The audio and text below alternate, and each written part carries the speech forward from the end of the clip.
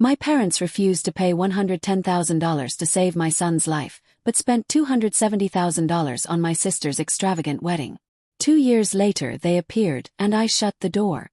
Chapter 1. The sound of the heart monitor was louder than my own breathing. Beep, beep, beep. And then suddenly the beeping slowed, dragging seconds into hours. My son lay on the hospital bed, tubes running from his tiny body. His lips pale, his chest struggling to rise. I stood frozen, praying the machine was wrong, that the doctors were exaggerating, that somehow, someway, everything was going to be okay. The doctors had told me there was a surgery that could save him, but it would cost $110,000. A price I couldn't pay alone. That's why I called my parents. That's why I still had hope when they walked in that night. I thought they were there to help. But instead they came carrying a different kind of weight. My father had a folder in his hands. My mother didn't even sit down. They stood across from me like they weren't my parents at all, like they were strangers passing judgment. I will never forget my father's words. He said, "We've decided. We will not pay. We need to keep that money safe for Serena's wedding." My mother nodded in silence, as though a wedding with flowers and champagne was worth more than her grandson's chance at life. I couldn't believe what I was hearing. I remember whispering, barely able to speak. "So my son's life is worth less than a party?" My father didn't flinch. My mother looked at her shoes. They turned and left before I could even stand. That moment cut me open. Something inside me broke, and I realized I had been erased from their hearts long before that night. The monitor screamed, alarms flashing red, nurses rushing in. I was pushed back as they crowded around my son. I screamed his name, but my voice was drowned out by orders shouted across the room. For a second I thought he was gone. For a second the world ended right there. Before I continue, let me welcome you. If this is your first time here, thank you for joining me. If you've been here before, welcome back. This channel tells real feeling stories of betrayal, heartbreak, and quiet revenge. If you believe in justice, even the kind that whispers instead of shouts, make sure you subscribe right now, because what you're about to hear will shake you. Hi viewers, kindly tell us where you're watching from and what time it is. Warm welcome to the family, enjoy the story. The nurses stabilized my son, but I was left shaking. That moment in the hospital wasn't just about money. It was about worth. My parents had made a decision, and they decided that my sister's extravagant wedding, with imported flowers and gold-lined invitations, mattered more than my child's life. What kind of family does that? What kind of parents raise one daughter as if she is royalty and the other as if she is invisible? I sat in the hospital waiting room, staring at the cracks in the wall, my coffee cold in my hands, and realized I was truly alone. Not just alone in that building, but alone in the world. My parents had abandoned me when I needed them the most. My sister, Serena, didn't even call. She was too busy posting pictures online of her dress fittings, her bachelorette parties, her honeymoon plans. The world cheered for her, while my world crumbled in silence. I remembered being a child, how different it always was. Serena got new dresses every season, the best birthday parties, front row attention. Me. I was the quiet one in the corner, the one who got the leftovers, the one whose silent square ribbons ended up in drawers while Serena's cheerleading trophies went up on the wall. Even as kids, I learned what place I held in the family. The background, the shadow. But that night in the hospital, the contrast became unbearable. Serena's wedding was being treated like a once-in-a-lifetime event, something worth hundreds of thousands of dollars. My son's life apparently was not. And the cruelest part, my parents had the money. They had it. They just didn't want to spend it on me. I thought about calling them again, begging, but I couldn't do it. Pride held my tongue. Pain tightened my chest. So I started writing lists in my notebook, things I could sell, people I could call, fundraisers I could start. My hands trembled so much the pen barely moved. That notebook was full of numbers and question marks, but never enough to reach the 110,000. The next morning I saw Serena's social media post. Just booked the dream venue. Can't wait for everyone to see. Thousands of likes. Hundreds of comments. People praising her beauty, her happiness, her future. None of them knew that money was stolen from the quiet truth of our family. None of them knew it was blood money, bought with betrayal. And then came the text message. Serena wrote, "Your boy will be fine. Don't ruin Mom and Dad's joy over my wedding. Some things only happen once in a lifetime." I stared at the message until my eyes blurred. I thought about how easily she dismissed me, dismissed my son's life, as if it were a side note in the story of her princess fairy tale. Rage shook through me. I wanted to scream, to curse, to tell her she was selfish, heartless, cruel. But instead I put the phone down and sat in silence. Silence was all I had left. Later that week, the hospital sent me another envelope. This one in red letters. Final notice. Balance due. $110,000. My hand shook as I opened it. My chest tightened as I read it again and again. The debt was larger than my life. Larger than my hope. I crumpled to the floor, clutching the letter, feeling like the world had decided I didn't matter. That night, I dreamed of my grandmother. She used to tell me, "Justice may be quiet, but it leaves footprints." She was the only person in my family who ever truly saw me. In my dream, she looked at me, smiled and whispered, "Find the footprints, Marisol." I woke up in tears, unsure if it was just grief or something more.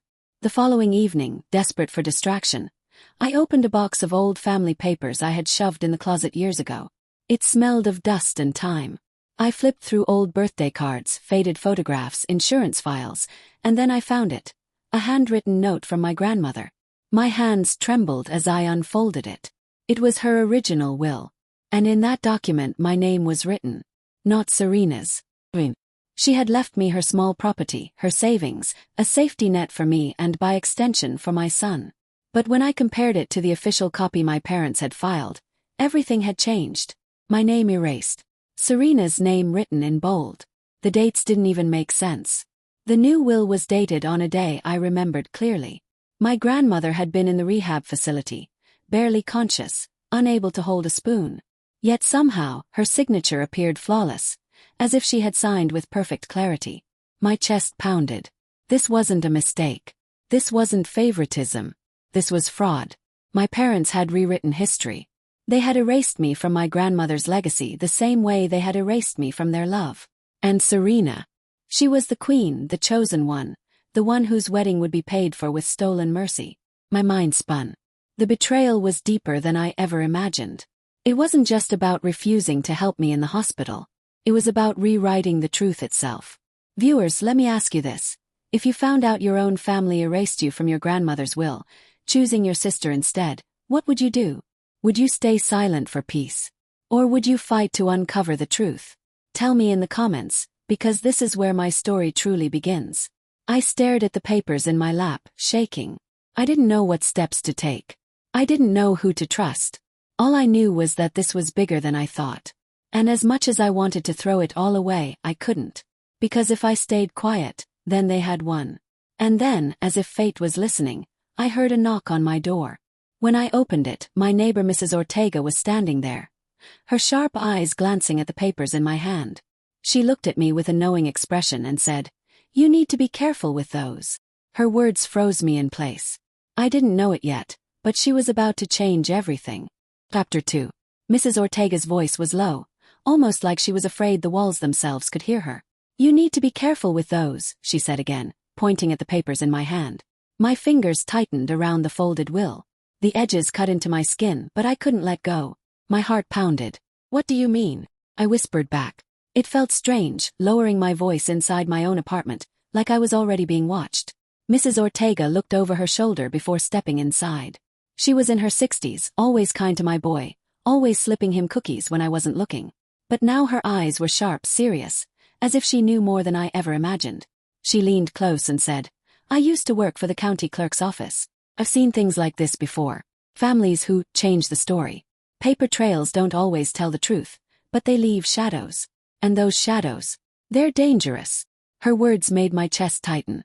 I had been sitting in grief and anger, drowning in betrayal. But hearing her say it like that, like this wasn't just my imagination, like I wasn't crazy, gave me a strange surge of energy. Lifeline. "So, you think this is fake?" I asked, holding up the will. She nodded slowly. "Look at the dates. Look at the handwriting. You know your grandmother couldn't even write at that time. That signature isn't hers. But proving it is another battle." I sat back against the couch, clutching the papers to my chest. All I could think was, why would my parents go this far? It wasn't just cruelty. It was something colder, something planned. I looked up at Mrs. Ortega, tears stinging my eyes. They took everything from me. They took my grandmother's last gift, her last word. They erased me.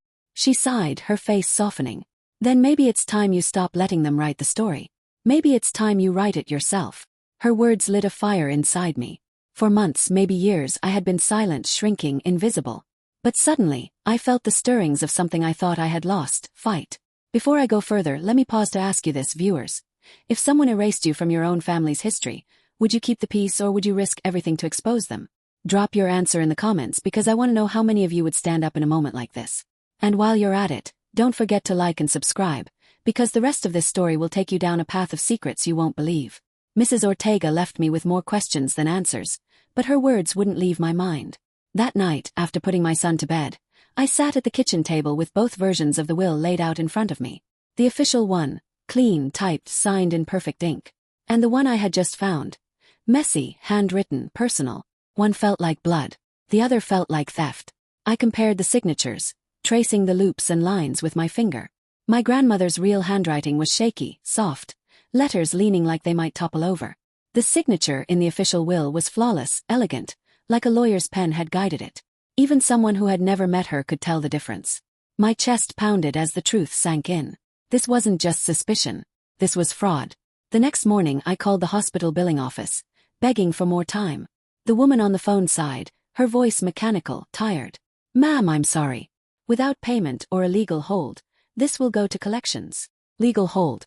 The word stuck in my mind. I didn't know what it meant, but it sounded like a crack in the wall. Small opening. Something I could maybe use. I spent that day searching online, scrolling through legal advice forums, half lost in jargon I didn't understand. Probate, affidavits, forgery. My brain felt like it was splitting apart trying to piece it together. But then I found something. A case in another state where someone had challenged a will based on handwriting analysis. They had won. My pulse quickened. Could I do the same? That evening, when Serena posted another picture from her wedding rehearsal, her in a silk robe, champagne glass in hand, hashtag blessed, I felt the rage return. Not jealousy, not sadness. Rage. Because her smiles, her happiness, were built on stolen bricks. And my boy was fighting for his life in the shadow of her celebration. It was then I decided. I couldn't stay quiet. Not anymore. But deciding was one thing. Acting was another. I needed help. Real help. The next day, I remembered something Mrs. Ortega had said. Shadows leave trails. That afternoon, I went to her apartment with a plate of cookies I had burned by accident. She laughed when she saw them but invited me in anyway. I didn't waste time. I asked her, if I wanted to prove this, where would I even start? She leaned back, her eyes narrowing like she was testing me. You'll need someone who knows the system. Someone who doesn't scare easy. There's a retired probate attorney down on Rosemont Avenue. Name's Mr. Kearns. He doesn't take cases anymore, but he might point you in the right direction. Mr. Kearns. The name felt like a door half open. The next morning, I bundled my son into the car and drove across town. Rosemont Avenue was lined with old brick buildings, paint peeling, signs faded. His office was on the second floor above a pawn shop.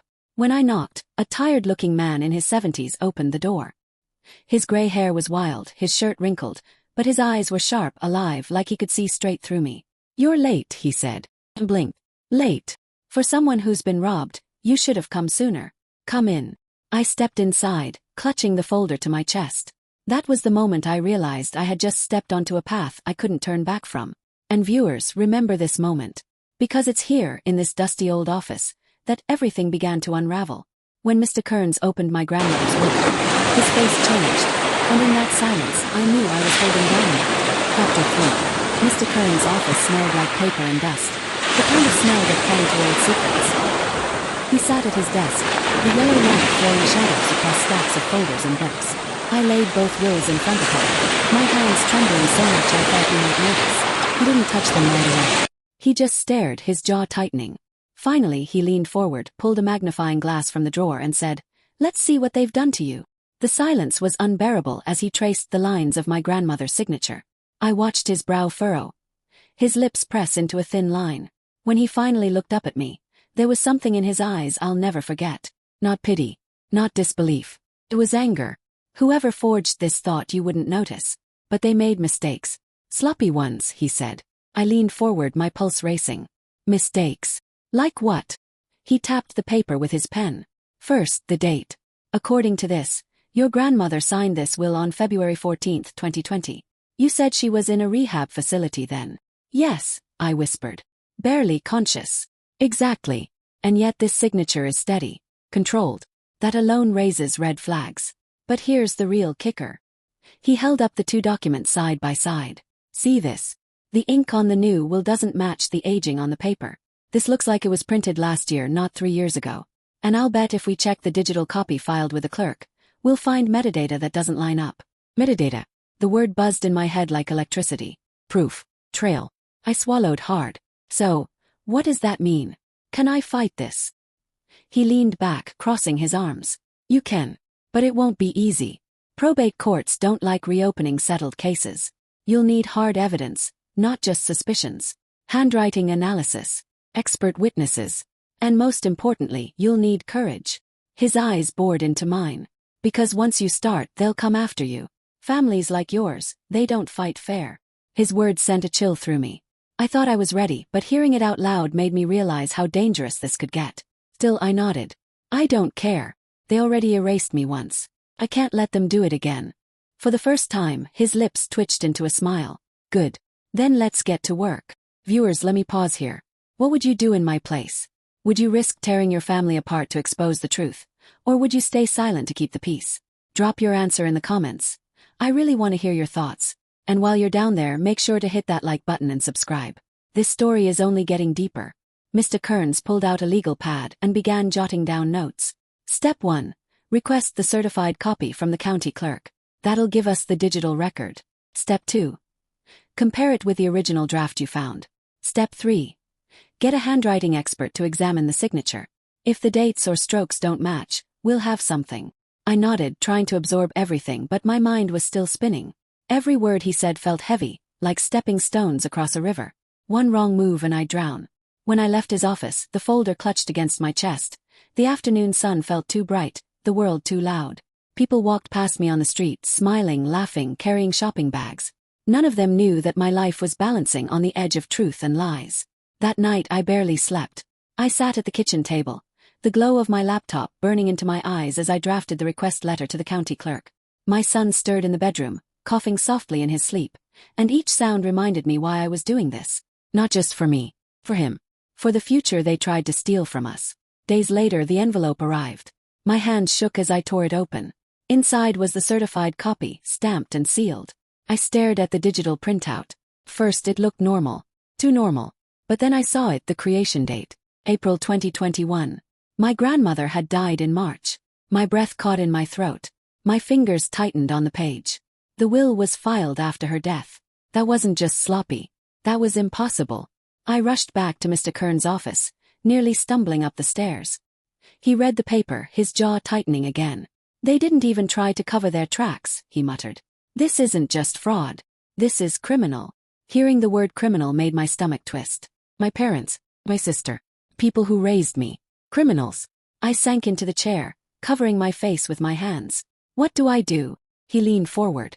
First, we freeze the estate. That means they can't move assets, sell property, or drain accounts until this is settled. It buys you time. But it'll also put them on notice. They'll know you're coming. The thought of my parents knowing made my blood run cold. I could already imagine my father's stern glare, my mother's tight lips, Serena's mocking smile. They would never forgive me. But maybe they never loved me to begin with. I looked at Mr. Kearns, my hands shaking, and whispered, "Do it." Viewers, can you feel that moment? That terrifying choice between silence and battle. Tell me, have you ever had to stand up against someone you loved, knowing it would change everything forever? Share it with me in the comments because those moments define who we are. Mr. Kearns filed the petition. The hold was placed. And just like that, my parents' carefully built castle froze in time. They couldn't touch it. Couldn't spend it. Couldn't celebrate with it. The phone rang the very next morning. It was my father. His voice was sharp, clipped, the way it got when he was furious. What did you do? My throat closed. I protected what was mine. You ungrateful child, he spat. After everything we've done for you. Everything. I snapped, my voice breaking. You let my son almost die. You erased me from Grandma's will. You spent money on Serena's wedding while I begged for help. That's not everything. That's nothing. The silence on the other end was worse than yelling. Then he hissed, "You'll regret this." And the line went dead. I sat there, shaking, staring at the phone, realizing I had just declared war on my own blood. But what I didn't know, what I couldn't know, was that the war was already bigger than me. Because later that week, a thick envelope slid under my door. No return address. Inside was a single page. A photocopy of another will. One I had never seen before. And this one didn't have my name or Serena's. Had someone else's. Who was this mysterious beneficiary?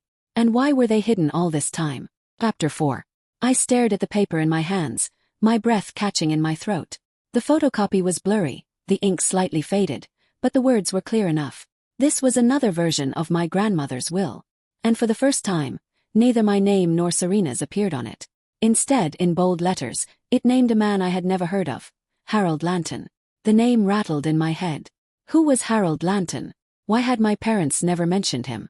And why had this will been buried, hidden, only to show up now, shoved under my door like some ghost from the past? I read the page again and again, searching for clues. The date at the top was 6 months before my grandmother passed. Earlier than both of the wills I had seen. Earlier than the fraud my parents had filed. That meant at some point, my grandmother had named this Harold as her heir. But why had she changed it? And more importantly, why had my parents erased him from the picture? My stomach twisted with nausea. This wasn't just about me. This wasn't just about Serena. This was bigger. That night I called Mr. Kearns. My voice shook as I told him what I'd received. He was silent for a long time before finally saying, "Bring it to me." Immediately. The next morning I was in his office, sliding the photocopy across his desk. He adjusted his glasses, squinting at the name. His lips pressed together. Harold Lanton. That's a problem. He frowned. You know him. Not personally, he said. But I know of him. Lanton was your grandmother's old business partner. They co-owned property back in the 80s. He was cut out after a dispute. There were rumors he tried to sue her, but nothing came of it. If she named him in a will, well, that complicates things. Legally speaking, his claim could still be valid, depending on what happened after. The room spun. So you're saying, my parents didn't just erase me. They erased him too. Looks that way. He leaned back in his chair. And if that's true, your parents aren't just guilty of forging one will. They may have buried multiple versions to consolidate everything under Serena's name. That's not favoritism. That's theft. The word theft hit me like a punch. My whole life I thought my parents just loved Serena more. That I was the forgotten daughter, the invisible one. But what if it wasn't just cruelty? What if it was greed? I felt rage rising in my chest, but underneath it was something colder. Fear. Because if this Harold Lanton still lived, then he might also have a claim. And if he knew my parents cut him out, he could come after them. Or me. That evening, I sat alone at my kitchen table, the photocopy spread out in front of me. My son was asleep in the next room. His small breaths steady. I traced the name with my finger. Harold Lanton. It sounded foreign, yet suddenly it was the key to everything. My phone buzzed. A text from Serena. You think you're clever? Freezing the estate won't save you. You're pathetic. Just let it go. I stared at her words, my blood boiling. My sister had always been cruel, but this was venom. And yet, a part of me wondered, did she even know about Harold? Or was she just as in the dark as I had been? Viewers, let me ask you something. If you uncovered a hidden will with a stranger's name on it, would you chase the truth, even if it meant putting yourself in danger? Or would you burn it, pretend it never existed, and try to move on? Let me know in the comments, because I can't stop asking myself the same question. The next day, Mr. Kearns arranged for a handwriting specialist. She was a tall woman named Dr. Whitaker, sharp eyes behind thin glasses. She studied the photocopy for nearly an hour, comparing strokes and flourishes, muttering to herself. Finally she looked up. This is authentic. Whoever wrote this. It's your grandmother. Without a doubt. My breath caught. So this one is real. Yes, she said. And if it's real, then the version your parents filed is fraudulent. The dates don't line up. The signatures don't match. Someone tampered with the truth. Mr. Kearns tapped his pen against his desk. We now have 3 wills. The handwritten one leaving assets to you. The typed one leaving everything to Serena. And this newly surfaced one naming Harold. Courts don't like confusion. But confusion in this case works in our favor. It shows tampering. It shows deception. I nodded, my heart racing. For the first time I felt the scales shifting, however slightly, back toward me. But the victory was short-lived. Because 2 nights later, as I was putting my son to bed, there was another knock on my door. I opened it, and a man stood there. Tall gray hair, weathered face. His eyes locked on mine with unsettling intensity. "Are you Marisol?" he asked. My voice trembled. "Yes." He extended his hand and in a low voice said, "My name is Harold Lanton. We need to talk." My stomach dropped.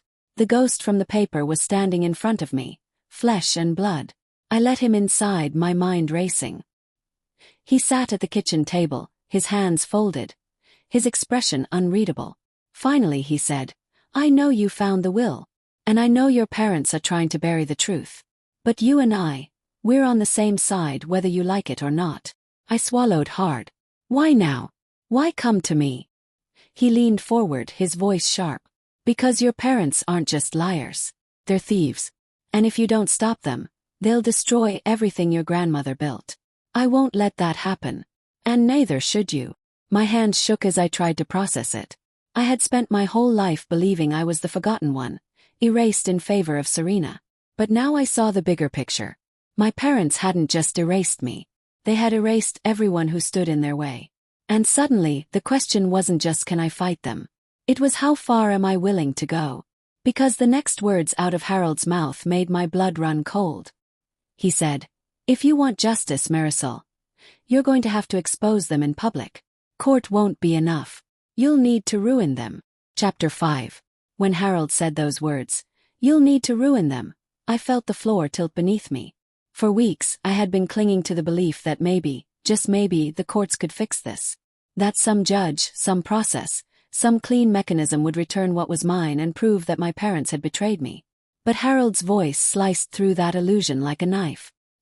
He leaned forward, his weathered hands gripping the table. "Listen to me carefully, Marisol. Your parents didn't just lie on paper. They orchestrated this. They created a narrative. Courts can be swayed, slowed down, manipulated. But public opinion, that's the one thing they can't control." My throat was dry. "Public opinion. Exposure," he said. "You go to the press. You go to anyone who will listen. You tell your story, you show the wills, you make it undeniable. When people see what they've done, the shame alone will crush them. They won't be able to hide." The idea terrified me. Dragging my parents into the spotlight, parading our family filth for strangers to devour. It went against everything I had been raised to believe. My mother's voice echoed in my head. "Family business stays private. What happens in this house never leaves these walls." But those walls had already crumbled. I stared at Harold. His eyes didn't waver. He wanted blood. Maybe not literally, but the kind of blood that stains reputations forever. "Why?" I whispered. "Why are you helping me?" For the first time, something flickered in his expression. Pain, maybe even guilt. "Because I was erased too. Your grandmother trusted me once. We built things together. Then your parents cut me out just like they cut you. I've lived with that for years. Watching them rise, watching them smile for cameras, pretending they were pillars of the community. When I knew the truth. I don't want your inheritance, Marisol. I want justice." His words crawled under my skin. I wanted to believe him. Part of me did. But another part whispered, "Can you trust a man who shows up at your door with secrets from decades ago?" That night, after Harold left, I lay awake staring at the ceiling. My son's soft breathing filled the silence. The thought of dragging my parents into the public arena made me sick. Yet a darker thought crept in. Maybe this was the only way. The next morning my phone buzzed. A news alert. Serena's picture flashed across the screen. Smiling, polished, standing beside my mother at some charity gala. The headline: "Whitmore family donates $500,000 to local hospital." I wanted to throw the phone across the room. There they were, basking in glory, parading generosity bought with stolen money. Every headline, every polished photo, made my silence feel like complicity. Viewers, let me ask you something. If your family betrayed you so deeply, would you go public, risking humiliation, backlash, maybe even losing the last shreds of peace you had? Or would you swallow the pain, keep it private, and hope karma did the work for you? I need to hear your thoughts because right now I'm standing on the edge, unsure which way to fall.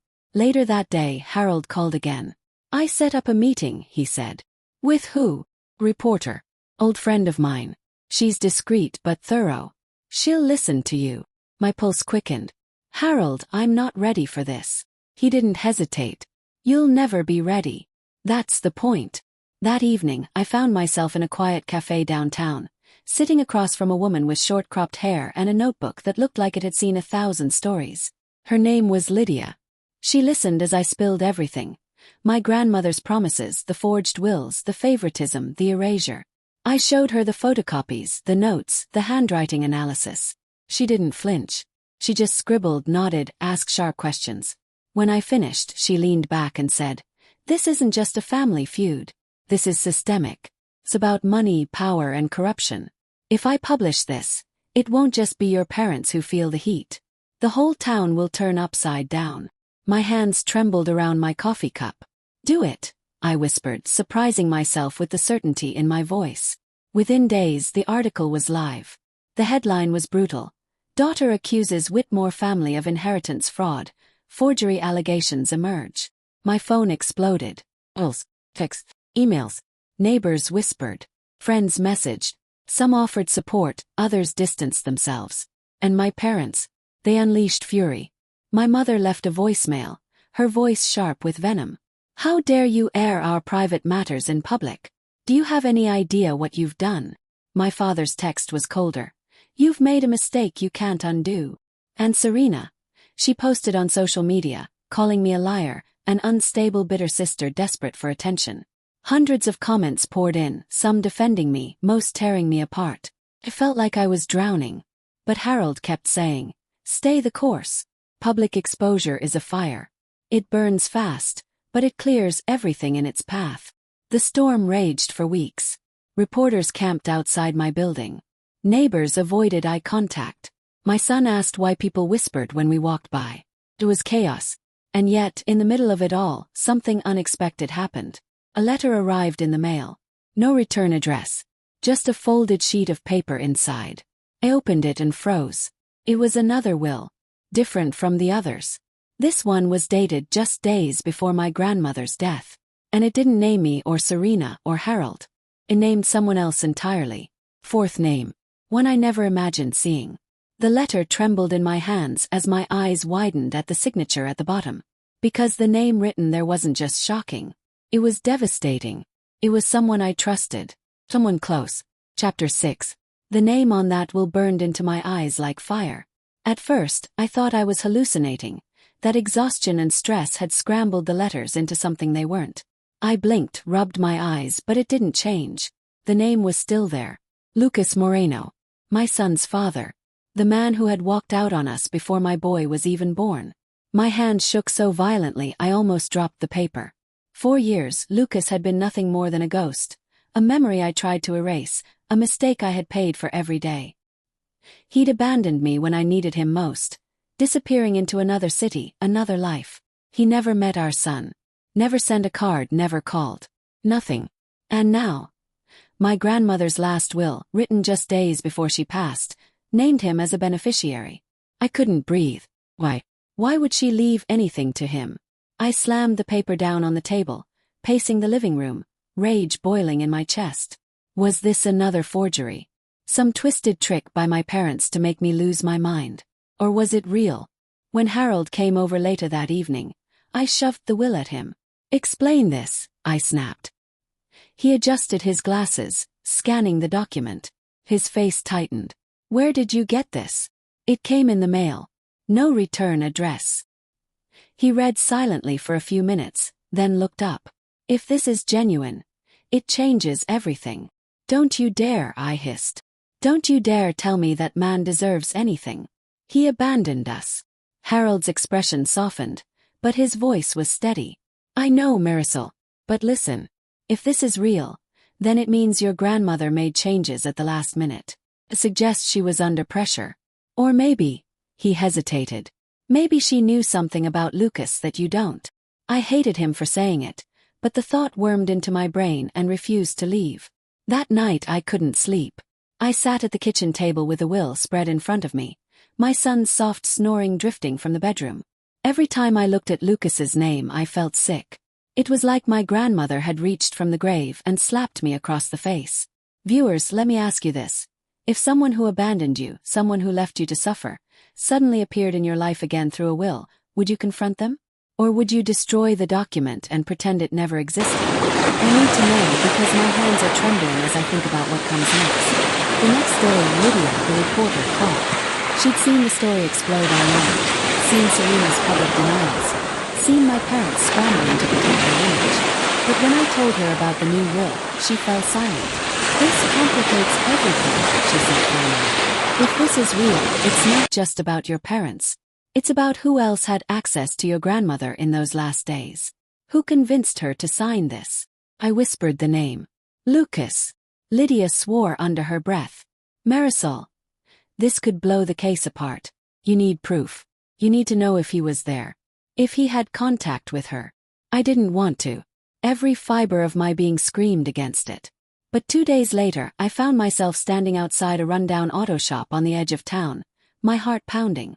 The sign above the door was faded, but the name was unmistakable. Moreno's Auto Repair. Lucas's shop. For a moment I couldn't move. My legs felt like cement. Then the door swung open and there he was. Older, rougher. His once boyish face lined with exhaustion. He froze when he saw me, and for a heartbeat neither of us spoke. Finally his voice broke the silence. Marisol. My throat closed. I wanted to scream, to hit him, to demand answers. But the only word that came out was, why? He stepped outside, wiping his hands on a rag. Why what? Why is your name on my grandmother's will? His face went pale. You know about that. The world tilted. His reaction wasn't surprise, it was guilt. He knew. He had known all along. You were there, I whispered. Weren't you? In her last days. You saw her. He swallowed hard. She asked for me. My knees nearly gave out. She what? She called me, he said, his voice cracking. I didn't tell you because I didn't think you'd believe me. But she called. Said she wanted to see me before she died. She forgave me. The words hit like knives. My grandmother, my only ally, had reached out to the man who abandoned me. Forgiven him. And left him a share of her estate. I couldn't speak. Lucas looked at me, eyes filled with something I hadn't seen before. Regret. I didn't ask for it, Marisol. I didn't even know until the lawyer read it to me. But yes, it's real. I turned and walked away, my vision blurred with tears. I didn't care if he called after me. I didn't care if he followed. My world was collapsing again, just when I thought I had steadied it. Back home, Harold listened quietly as I told him. When I finished, he said, this isn't the end. It's a beginning. If your grandmother forgave Lucas, maybe she left something behind. Notes, letters, something Serena and your parents didn't destroy. I wanted to scream. I didn't want mysteries. I wanted answers. I wanted my grandmother back. But then, another letter arrived. This one with no name, no handwriting, just a typewritten page. Stop digging, or your son will pay the price. I dropped the letter as if it were poison. My heart stopped. My breath vanished. The room spun. Because this wasn't just about money anymore. This was a threat. And someone out there wanted me silenced. I stared at that letter, realizing for the first time that this battle could cost me more than inheritance. Could cost me my child. Chapter 7. The letter lay on my kitchen table like a live snake. Stop digging, or your son will pay the price. Every muscle in my body wanted to collapse, but I couldn't afford collapse. Not anymore. I snatched it up, slid it into a plastic sleeve, and tucked it into a folder. My hands were trembling so badly the sleeve crinkled. My son was watching cartoons in the next room, oblivious to the storm now aimed at him. That night I barely slept. Every sound outside my window felt like footsteps. Every car door slamming made my chest seize. At 3 a.m. I sat upright, staring at the dark ceiling, whispering to myself, no one is taking him from me. No one. By morning I knew what I had to do. I didn't call Harold. I didn't call Lydia. Called a lawyer. The woman I found, her name was Camille Rowan, was sharp, steady, the kind of person whose calm voice could cut through chaos. When I told her about the forged wills, the lawsuits, the article, and finally the letter, she didn't flinch. She just leaned forward across her desk and said, we're filing for an emergency restraining order today. Against who? Yes. Her eyes narrowed. Everyone connected to this mess. Your parents, your sister, even Lucas if need be. The court doesn't need proof beyond a reasonable doubt to give you protection. They need credible fear. And honey, you have it. That was the first time in months I felt like someone was standing between me and the fire. By noon, I was in a courthouse, clutching my folder of evidence like it was oxygen. Camille guided me through the paperwork, line after line asking why I feared for my safety and my child's. I wrote the truth. I didn't exaggerate, didn't embellish. The truth was terrifying enough. When the clerk stamped the order and handed it back, I nearly cried. It was temporary, just 2 weeks, but it was something. A shield, however thin. That night, I taped copies of the order to my apartment door. Kept one in my purse, one by my bed. Felt ridiculous, like paper could stop monsters. But at least now I had the law behind me. Viewers, let me ask you this. Have you ever had to put the law between yourself and your own family? To admit, on paper, that the people who raised you are now the ones you fear most? I wouldn't wish this feeling on anyone. The next few days blurred into a fog of hearings, affidavits, signatures. Camille was relentless. She filed motions to freeze certain accounts, petitions to preserve documents, demands for discovery. She pushed the court to investigate the notary on one of the wills, to subpoena phone records that might prove who had visited my grandmother in her final days. Every step was a small victory. But every victory also made my parents angrier. The calls started again. My father's voice low and sharp. You're destroying this family, Marisol. Do you understand? You're tearing it apart. And my mother, dripping venom. You should be ashamed. You look unstable. That lawyer of yours is filling your head with poison. The judge will see it. Everyone will. Even Serena joined in, posting online about false accusations and desperate people clinging to lies. Hundreds of comments piled up beneath her words, calling me jealous, bitter, mentally ill. Camille warned me this would happen. They're trying to paint you as unfit, unstable. It's what people with power do. But don't take the bait. We're building your credibility, piece by piece. Still, it hurt. Every headline, every whisper at the grocery store. My son's teacher even pulled me aside one afternoon, gently asking if everything at home was safe. I wanted to disappear. But Camille was right. The fight wasn't about what people thought of me. It was about the truth. And the truth was finally breaking through. One afternoon, Harold brought me an envelope.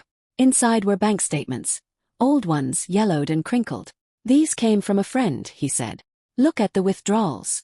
I scanned the pages. In the weeks before my grandmother's death, there had been massive cash withdrawals from her account, tens of thousands at a time. And each withdrawal was signed by my mother. Rage flooded me. It wasn't just about the will. They had drained her, sucked her dry before the end. Camille's eyes gleamed when I showed her. This is leverage. We file it with the court. This isn't just inheritance fraud. This is financial exploitation of an elder. Judges don't take kindly to that. For the first time I saw my parents cornered. They had money, lawyers, influence. But they also had arrogance. And arrogance leaves trails. At the emergency hearing a week later, my parents sat across from me in the courtroom. My mother's hair was perfectly styled, her clothes immaculate. My father wore his usual tailored suit, his expression carved from stone. Serena sat behind them, glaring daggers. When the judge entered, the room hushed. My heart pounded so hard I thought it might crack my ribs. Camille stood, presenting the forged documents, the financial statements, the threats. She spoke with calm precision, weaving the pieces into a picture of abuse and betrayal. Then my mother took the stand. She smiled sweetly, her voice dripping with innocence. My daughter has always been troubled. We tried to help her, but she pushes everyone away. These claims, they're just her way of lashing out. I wanted to scream, but Camille squeezed my hand under the table. They come. Then my father testified, his words colder. She's unwell. This is about jealousy of her sister. There's no fraud here. Only bitterness. I thought I was going to shatter. They weren't just defending themselves. They were painting me as insane. When it was my turn to testify, I walked to the stand on shaking legs. The judge's eyes were sharp, unreadable. I spoke of my grandmother, of her promises, of the forgeries, of the cash withdrawals. My voice cracked, but I kept going. I told the truth, every painful piece of it. And then Camille did something bold. She handed the judge the anonymous threat letter. Silence filled the room. The judge read it, his brow furrowing. This is serious, he said finally. He looked directly at my parents. If I find any evidence you or your agent sent this, you will face criminal charges. For the first time I saw it. A flicker of fear in my father's eyes. We left the courtroom that day with the temporary order extended, accounts frozen, and a new hearing set for discovery. It wasn't a win, not yet. But it was a foothold. That night, as I tucked my son into bed, I felt something I hadn't felt in a long time. Hope. But hope is fragile. And danger doesn't sleep. Because the very next morning when I stepped outside my apartment, there was a car parked across the street. Windows tinted. Engine running. It didn't move. And I knew deep in my bones that someone was watching. The law might have given me paper shields, but paper doesn't stop bullets. And now, the war was no longer in the courtroom. It was on my doorstep. Chapter 8. The car was still there. Same spot. Same hum of an idling engine. Same dark glass where a face should have been. I froze halfway down the stairs, my grocery bag swinging in my hand.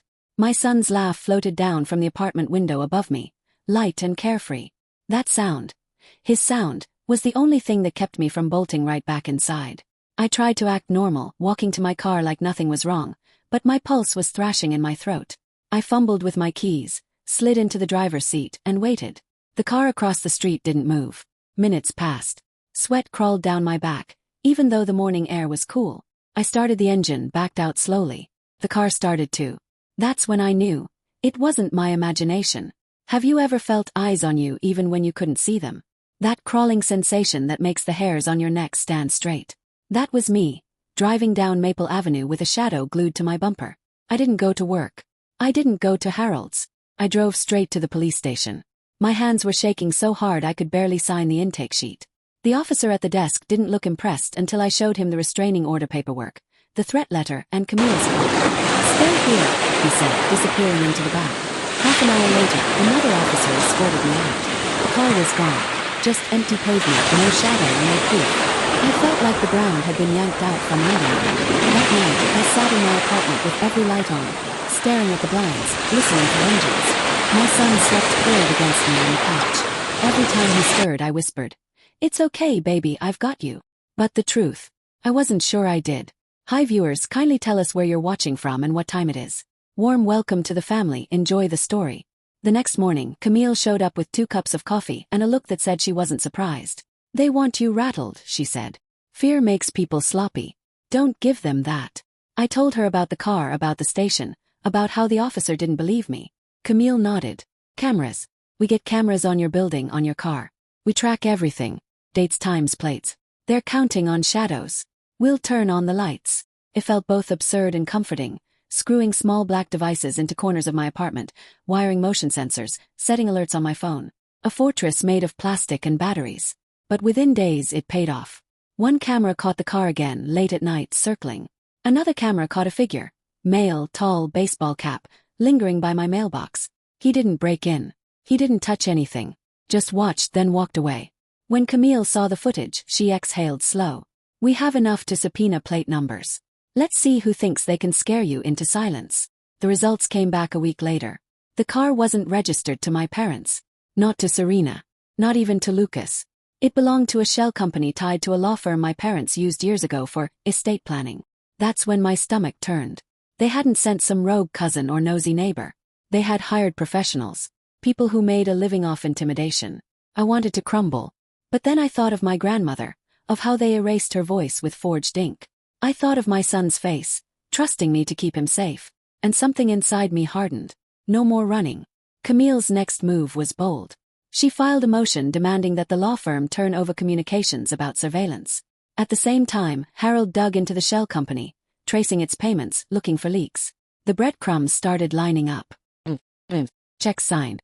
Emails with metadata that showed edits happening from my sister's fiancé's laptop late at night. A trail of quiet fingerprints smeared across polished lies. It was working. For the first time, the shadow figures weren't faceless. They were people. Reachable. Beatable. But the more we uncovered, the harder the pushback came.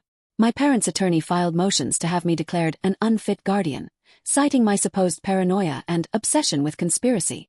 They wanted custody hearings. They wanted to pull my son into the crossfire. When Camille told me, I thought I would faint.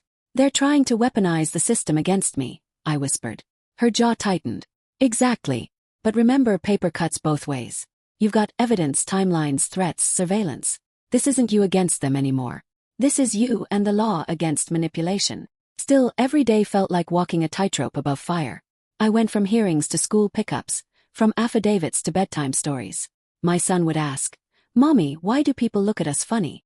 And I would paste on a smile, tell him stories about brave heroes, and tuck him under the blanket while my insides shook. Viewers, let me ask you something here. What would you do if your own family tried to use the courts to take your child away, all to cover up their greed? Would you keep fighting? Or would you fold just to protect the little one? For me, the answer was clear. I would fight, even if it broke me. The breakthrough came on a Tuesday morning. Harold emailed me with a single line. Check the timestamp. Attached was a PDF copy of the revised will, the one that cut me out entirely. Hidden in the metadata was the creation date. And the date was 3 weeks after my grandmother's funeral. That was it. The smoking gun. Proof the document wasn't just forged, but fabricated long after she was gone. I ran to Camille's office, the paper shaking in my hand. She smiled for the first time in weeks. "This," she said, tapping the date, "is how we break them." Hope surged in me like sunlight breaking through storm clouds. But it lasted less than 24 hours. Because the next evening when I came home with my son, the cameras caught something else. Our apartment door was ajar. Not broken, not forced, just left slightly open like an invitation. Inside nothing was missing, nothing broken. But in the middle of my kitchen table sat a single object. Silver spoon. My grandmother's spoon. The one she used every morning with her coffee. And I knew with bone-deep certainty that someone had been inside. Someone who wanted me to know they could walk through my locks, my walls, my life whenever they wanted. The paper war had turned into something else. And the real battle was only beginning. The fabricated will gives Marisol her biggest weapon yet, but the spoon on the table proves her enemies can breach her home at will. Safety is an illusion, and the stakes just leapt from legal to physical. Chapter 9. The spoon glinted under the kitchen light like it had been waiting for me. My grandmother's spoon. The one I hadn't seen since her funeral. I didn't scream. I didn't even move for a long moment. My son tugged at my hand, whispering, "Mommy, who was here?" And the world tilted beneath me. Someone had been inside. Not to steal, not to wreck, but to send a message. Every cell in my body screamed to run, but there was nowhere left to run. I pulled my son behind me, slammed the door shut, locked it twice, and grabbed the baseball bat I kept near the couch. My hands were trembling so bad the wood slipped against my palms. I checked the rooms one by one, my son clinging to my shirt, whispering questions I couldn't answer. Nothing else had been touched. No drawers rifled, no money missing. Just the spoon, sitting there like a quiet threat. That night I didn't sleep. I sat on the couch with a bat across my knees, every creak of the building sharpening my nerves. My son curled up next to me, safe in his dreams, while I watched shadows crawl across the walls. By morning I knew 2 things. Whoever they were, they could get past locks, and the police weren't going to stop them. So I called Camille. She came straight over, her face grim when she saw the spoon. "This is psychological warfare," she said flatly. "They're trying to break you. You can't let them." I almost laughed. "They're inside my house, Camille. They already broke me." But she didn't flinch. "Then we make this place a cage. Reinforce the doors, change the locks, alarms, motion lights. And you," she jabbed her finger at me, "don't stay here alone at night." Within 24 hours, my apartment looked like a bunker. Deadbolts, cameras, even a panic button. Harold helped set up temporary safe housing if things escalated. For the first time in weeks I felt like maybe, just maybe, I could breathe. Until 2 nights later. We were coming home from the grocery store, my son carrying a bag of apples, when I heard footsteps behind us in the stairwell. Low, heavy, too deliberate. "Inside now," I whispered, pushing him through the door. I turned, bat in hand, heart pounding. The stairwell was empty, just echoes bouncing off concrete. But the groceries I dropped on the landing, every single apple, had rolled neatly into a line like someone had placed them there. My skin went cold. Have you ever felt hunted? Like no matter what light you turn on, the darkness is right behind you. That's what it felt like, standing in that stairwell, realizing this wasn't random. They wanted me scared. They wanted me obedient. And for a second I wondered, was I strong enough to keep going? Viewers, tell me this. If someone was playing games with your life, leaving little signs that they could be inside whenever they wanted, would you stay and fight, or pack up and vanish? Be honest, because in that moment I didn't know what the right answer was. Camille pushed me toward fight. She filed emergency motions, attaching the spoon as evidence of intimidation. Harold pulled surveillance stills from the stairwell, running facial recognition. And finally a name came up. Not my parents. Not Serena. Lucas. My sister's fiancé. The polished man with the perfect smile. The one who stood at her side during the extravagant wedding my parents blew $250,000 on. His name appeared in the security footage logs. His phone pinged near my building at the exact hours the car circled, the exact nights the cameras caught shadows. When Camille told me, my knees almost buckled. Why him? Why would he? Because, she said quietly. He's the one holding their dirty secrets. He has everything to lose if you win. And everything to gain if you're too scared to keep going. Made sense. Too much sense. But knowing didn't make me safer. Because 3 days later, when I walked my son to school, the car pulled up again. This time it didn't just idle. Followed us. Block after block, slow, deliberate. Parents on the sidewalk stared, whispering. My son squeezed my hand so tight it hurt. I ducked into the school office, my voice shaking as I told the principal what was happening. To her credit, she didn't brush me off. She locked the doors, called the police, and stood with me at the window until the car finally peeled away. The officers took a report. But by now I knew how this worked. By the time they looked into it, the car would be gone, Lucas would be sipping wine with Serena, and I'd be painted as paranoid. So Camille suggested the next step. We flipped the script, she said. If Lucas wants shadows, we put him in the spotlight. Harold arranged a private investigator. Discreet but sharp. Within days, we had photos of Lucas meeting with men in suits outside the same law firm tied to the shell company. We had him slipping into late-night diners with envelopes in hand. It was the proof we needed. But it wasn't just paper anymore. It was blood-deep personal. My son's safety. My home. My grandmother's legacy. And the worst part. My parents knew. They had to. I sat at my kitchen table, staring at the spoon, and whispered to myself, if they want war, fine. But this time, they're not the only ones with an army. Viewers, don't forget, like, share, and subscribe if you believe truth always finds a way to surface, no matter how many lies cover it. 'Cause what happened next proved it. The next hearing wasn't like the others. Camille walked in with surveillance footage, timestamps, and the metadata on the forged will. She didn't just accuse Lucas. She named him directly in front of the judge. The room went silent. Lucas didn't flinch. He just smiled. That polished, smug smile that said he still believed he was untouchable. But I saw something else. Flicker. Crack in the armor.